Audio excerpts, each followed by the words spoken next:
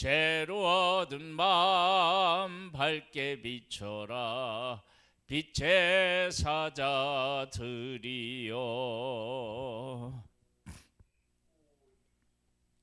사도행전 23장 말씀입니다.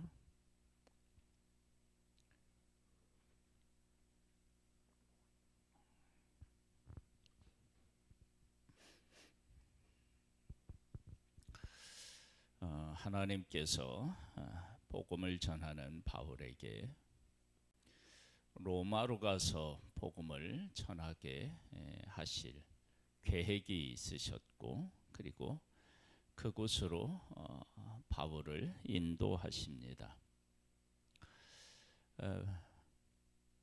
바울은 복음을 전하는 복음 전도자잖아요. 복음 전도자에게 로마로, 복음 전도자이면서 로마로 가요. 그러면 하나님께서 바울에게 베풀어 주시는 은혜다. 그러면 일단 로마로 가야 될 거 아니에요. 그러면 바울을 어떻게 해야 되느냐면 보호하셔야 돼요. 그 다음에 그곳에 가는 것이 목적이 아니라, 여행이 목적이 아니고 복음을 전하는 것이 목적이니까 그가 복음을 전할 수 있게 하셔야 되겠죠. 그러니까 하나님께서 로마로 가서 복음을 전하라고 할 때 큰 기둥 두 가지가 있어야 됩니다. 하나는 그를 보호하셔야 되고, 하나는 복음을 전할 수 있는 기회를 주셔야 됩니다.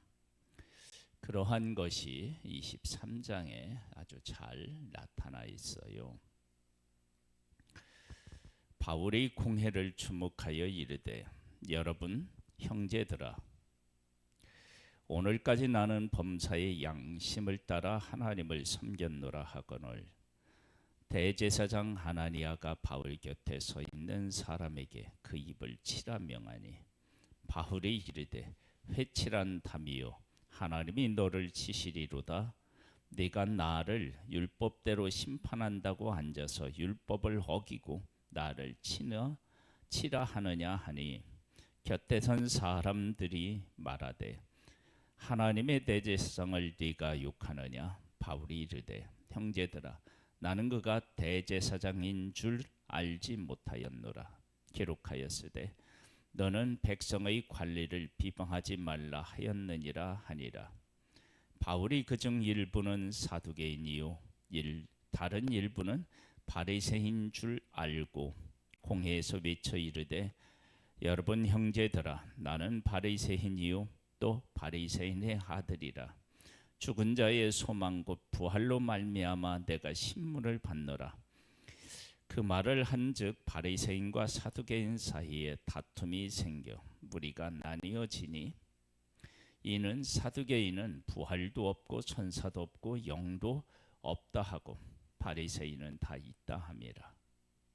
크게 떠들세 바리새인 편에서 몇 서기관이 일어나 다투어 이르되, 우리가 이 사람을 보니 악한 것이 없도다. 혹 영이나 혹 천사가 그에게 말하였으면 어찌하겠느냐 하여 큰 분쟁이 생기니, 천부장은 바울이 그들에게 찢겨질까 하여 군인을 명하여 내려가 무리 가운데 빼앗아 가지고 영내로 들어가라 하니라. 그날 밤에 주께서 바울 곁에 서서 이르시되, 담대하라. 네가 예루살렘에서 나의 일을 증언한 것 같이 로마에서도 증언하여야 하리라 하시니라. 지금 하나님께서 바울에게 복음을 전하고 또 보호받을 수 있도록 하나님께서 일하신 모습을 보게 됩니다. 하나님께서는 우리를 통해서 하고자 하시는 일이 있으셔요. 그 일이 있을 때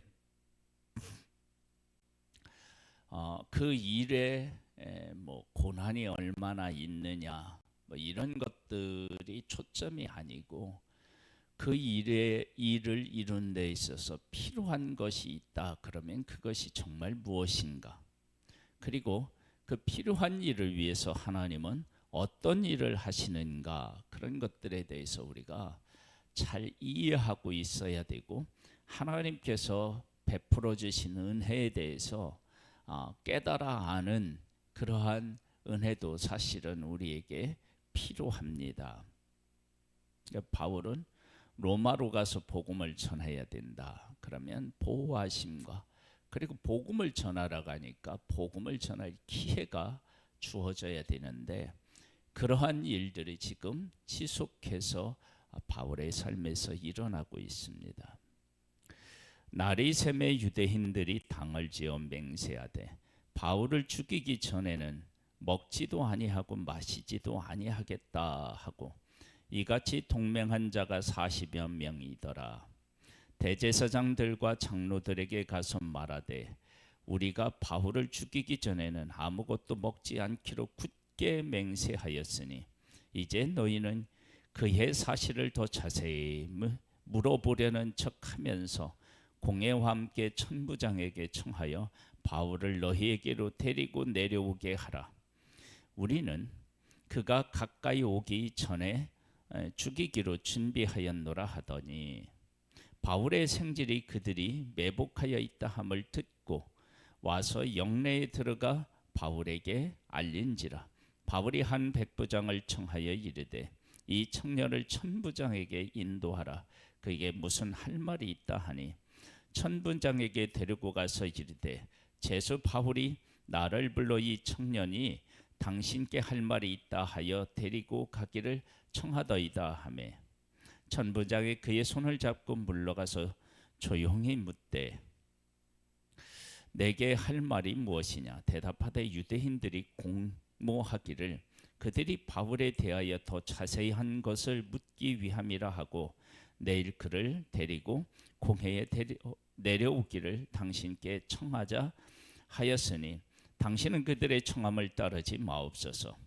그들 중에서 바울을 죽이기 전에는 먹지도 않고 마시지도 않기로 맹세한 자 40여 명이 그를 죽이려고 숨어서 지금 다 준비하고 당신의 허락만 기다리나이다 하니, 이에 천부장의 청년을 보내며 경계하되 이 일을 내게 알렸다고 아무에게도 이르지 말라 하고, 백부장 둘을 불러 이르되 밤새 3시에 가이사야까지 갈 보병 200명과 기병 70명과 창병 200명을 준비하라 하고, 또 바울을 태워 총독 벨릭스에게로 무사히 보내기 위하여 짐승을 준비하라 명하며, 또 이 아래로와 같이 편지하여 일렀으되 글라우디오 루시아의 총독 벨레스 가카에게 문안하나이다.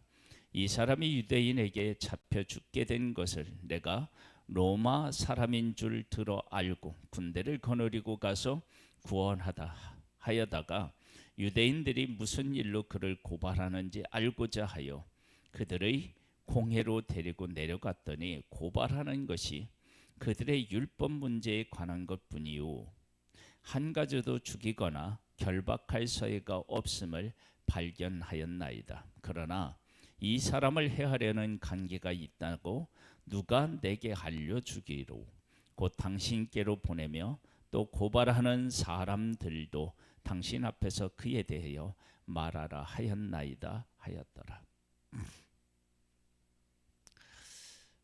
완벽한 보호죠. 그렇죠? 이보다 확실한 보호가 없죠. 여기 보면은 그 바울을 보호하기 위해서 동원된 사람들을 보면 23절에 보면요, 포병이 200명이고요 기병이 70명이고 창병이 200명을 준비하라고 그랬어요. 그러니까 도합 몇 명입니까? 270에다가 200, 470명. 이렇게 확실하게 하나님이 보호하신 거예요. 그리고 또 어떤 일이 있느냐 그러면, 고발하는 것을 들어보니까 자기들의 율법에 관한 것이었대요. 그러니까 재판석에 있었던 사람들이 바울이 하는 말을, 바울과 유대인 사이를 판결해야 되니까 자세히 들었다라고 하는 사실을 알 수 있죠. 그리고 여기 보면 이런 거예요. 30절에 보면 또 이런 말씀도 있어요. 이 사람을 해하려는 관계가 있다고 누가 내게 알려주기로 곧 당신께로 보내며 또 고발하는 사람들도 당신 앞에서 그에 대하여 말하라 하였나이다. 그러니까 유대인들의 말도 듣고 바울도 말을 듣고, 그래서 바울은 법정에서 공식적으로 복음에 대해서 이야기할 수 있는 시간은, 그리고 보호받는 일들이 생기게 돼요. 그리고 유대인들도 왜 바울이 죽어야 되는지에 대해서 이야기하는 그런 일들이 생기는 거예요. 그러면 법정에 있는 사람들은 그 판결을 내리기 위해서 다 들어야 되는 거예요. 그러니까 바울에게 있어서 이처럼 놀라운 일은 사실은 그의 생애에 없었던 거죠. 계속 유대인들에게 쫓기며 복음을 전했는데 복음을 전하다가도 이들이 듣기를 싫어하면 전하기가 어려웠는데 이젠 끝까지 들어야 되고 완벽한 보호를 받고 있습니다. 하나님 앞에서 충성하여 하나님의 일을 하고자 하는 바울에게 하나님께서는 그를 보호하셨고 그에게 복음을 전할 수 있는 기회를 하나님께서 끊임없이 주시는 것을 보게 됩니다. 또 어떤 것을 한번 생각해 볼 수 있느냐? 그러면 유대인들에게 한 번 전하는 것이 아니라 반복적으로 전할 수 있게 하셨어요. 그래서 그들이 복음에 대해서 우리가 못 들었다라고 할 수 없을 만큼 그렇게 반복적으로 그들에게 복음을 전할 수 있는 기회를 하나님께서 주시는 것을 보게 됩니다. 보병이 명을 받은 대로 밤에 바울을 데리고 안디바드리에 이르러 이튿날 기병으로 바울을 호송하게 하고 영내로 돌아가니라. 그들이 가이사에 들어가서 편지를 총독에게 드리고 바울을 그 앞에 세우니 총독이 읽고 바울더러 어느 영지 사람이냐 물어 길리기아 사람인 줄 알고 이르되 너를 고발하는 사람들이 오거든 네 말을 들으리라 하고 헤롯궁에 그를 지키라 명하니라. 복음을 듣기 위해서 자리가 마련되고 복음을 전하는 것입니다. 아마 이런 일들이 반복적으로 일어나는 일들을 통해서 바울은 나를 로마로 보내지만 로마로 보내는 이 과정에서 이러한 사람들을 만나서 복음을 전하라고 하나님께서 이런 계획을 세우셨구나. 그래서 아마 감사했을 것으로 그렇게 보여집니다. 하나님의 일을 하는 사람들, 그리고 그 일을 하는 사람들이 가지고 있는 열심, 충성, 그러나 사람이 가지고 있는 한계가 있지 않겠어요?